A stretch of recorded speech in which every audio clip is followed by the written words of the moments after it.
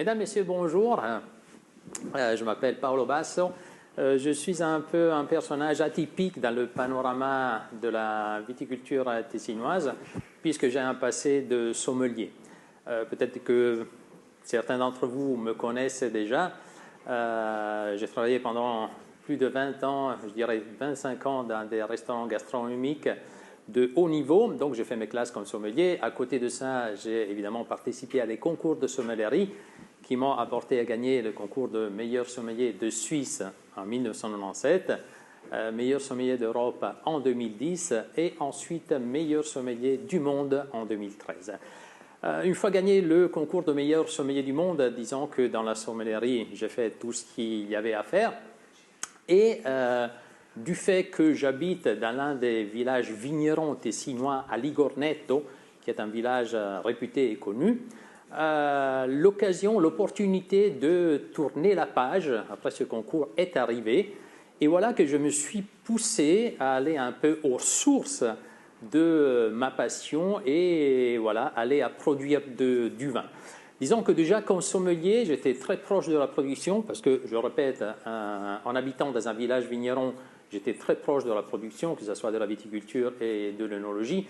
J'ai beaucoup voyagé dans les domaines, que ce soit en Italie, en France, donc j'étais très très proche de la production. Ça m'a attiré, mais évidemment, je n'avais pas les moyens pour pouvoir faire ça. Heureusement, voilà, en 2013, grâce à l'aide de l'œnologue Freddy de Martin, l'opportunité s'est présentée de pouvoir aller au-delà. Je répète, tourner la page, une espèce de reconversion professionnelle. Et j'ai commencé ce projet de produire du vin. Donc évidemment, les vins portent mon nom, mais aussi le nom de ma fille. Tous les vins, mes cuvées, aujourd'hui je suis à 5 cuvées, portent le nom de ma fille Chiara. Tous les vins sont dédiés à ma fille Chiara. D'ailleurs, sur l'étiquette, on voit le profil de notre fille Chiara, qui aujourd'hui a 16 ans. Donc j'ai évidemment la fierté de père qui dédie à son fils, à sa fille, le fruit de son travail, et c'était aussi le fait de pouvoir lui laisser quelque chose, lui communiquer quelque chose. Après, je ne sais pas si elle va continuer, mais en tout cas, voilà, c'est un peu un geste d'amour que j'ai voulu faire, dédier les étiquettes. Je répète, je produis 5 cuvées. Aujourd'hui, on présente évidemment le blanc, Bianco di Chiara, c'est un merlot vinifié en blanc, un merlot de la tradition, comme on a l'habitude d'avoir en Tessin, donc un blanc de noir, comme on l'appelle en France. Et avec Freddy de Martin, l'œnologue, on a voulu soigner particulièrement l'élevage. L'élevage, pourquoi? Parce que le merlot vinifié en blanc est un vin qu'on peut, disons, qualifier de plutôt neutre. Évidemment, avec la fermentation en barrique, on a voulu lui apporter de la chair, de la richesse. On a choisi une fermentation un peu à la bourguignonne. On a choisi également des bois bourguignons de chez Sylvain, de chez Gillet, ceux qu'on utilise normalement dans les villages de Meursault, Puligny-Montrachet et Chassagne-Montrachet, pour justement apporter cette élégance.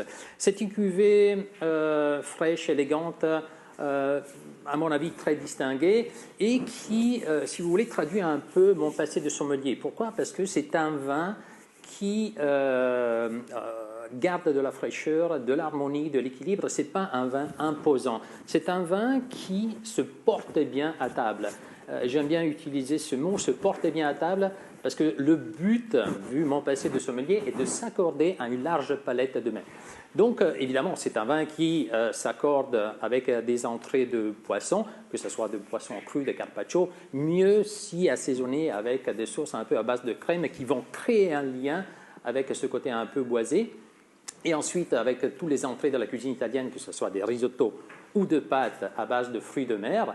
Et évidemment, c'est un vin qui marche avec tous les poissons goûteux, comme par exemple, si vous avez de la rascasse, du turbot, mieux si avec des cuissons un peu riches et assaisonné avec des sauces un peu à base de beurre de crème qui vont créer ce lien justement avec la richesse, l'acidité également qu'il y a ce vin qui a une très belle acidité. Et il peut aussi s'accorder avec des jolis fromages, surtout des fromages frais. Et évidemment, c'est un vin qui traduit un peu ce que c'est que la tradition tessinoise. Donc, Merlot qui arrive des meilleures collines du Tessin et qui bénéficie évidemment de notre joli soleil et cet air un peu méditerranéen du Tessin. Merci pour votre écoute.